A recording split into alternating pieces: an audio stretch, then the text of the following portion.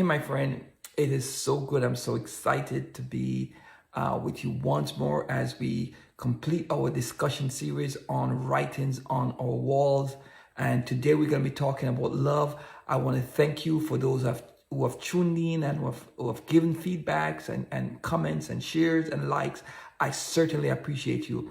God bless you. Listen, we're going to be talking about love today. Hey, what love got to do with it? What love got to do with it? Well, let's find out. Now, love, we've all experienced it, heard about it, read about it. Love. In the biblical context, right, the word that is translated love from in the New Testament, it's from the Greek, and it is not one word that mean love in the Greek. There are actually several words.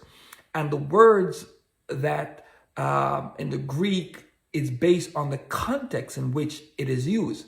For example, a love between a husband and wife is just not love. It's one type of love. And then the word between a brother and a sister type of love, it's one word. The word for the God type of love is this word agape, which speaks of the unconditional love that God has towards us. So that's the first thing I want you to understand, that it's not one word in the Greek. When you see it in the Bible, it's based on the context, right? So we have to be sure about that we understand the context in which it is being used. So this word love, we want to talk about is the agape type of love, the God type of love, the unconditional love. The Bible said that God is love in 1 John chapter 4. And it says that it means that everything that God does, his very essence, his very nature is love. He can't do anything outside of love. He can't act except it be motivated by love, because love is very nature.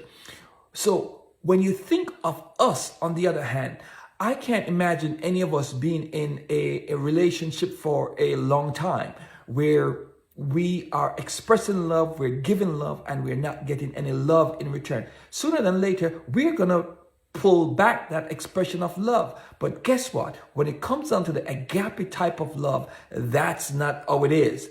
The agape type of love says, I'm going to love you in spite of or despite the fact that you may not love me, not show me love, not express love to me. God is saying, I love you in spite of. And that's what I love about God. Because you see, here's the deal. On those days where I am not being good enough, on those situations where I'm not being the best that I can be, guess what? God still loves me. And guess what? He still loves you too. And by the way, you don't have to take my word for it. Here is what he says in Romans chapter 8. Paul writing said, listen, I am persuaded that neither death nor life, nor angels or principalities or things present or things to come, nor heights or depths, nor any other creature shall be able to separate us from the love of God.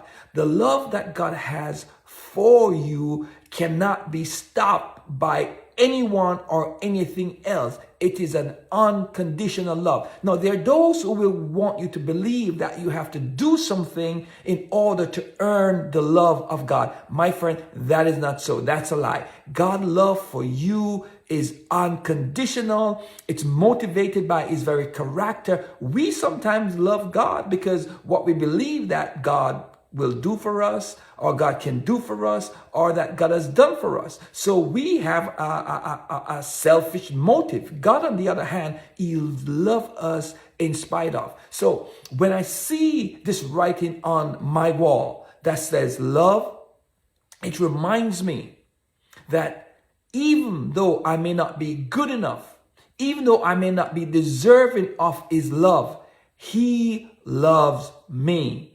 God loves me. And guess what?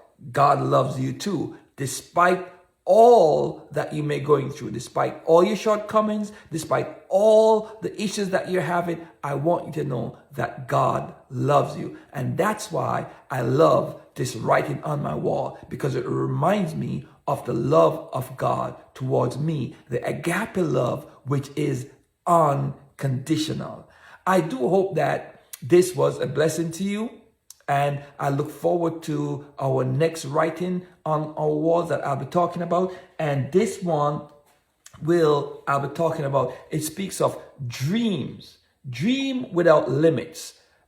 Believe in your dreams and imagine life's possibilities.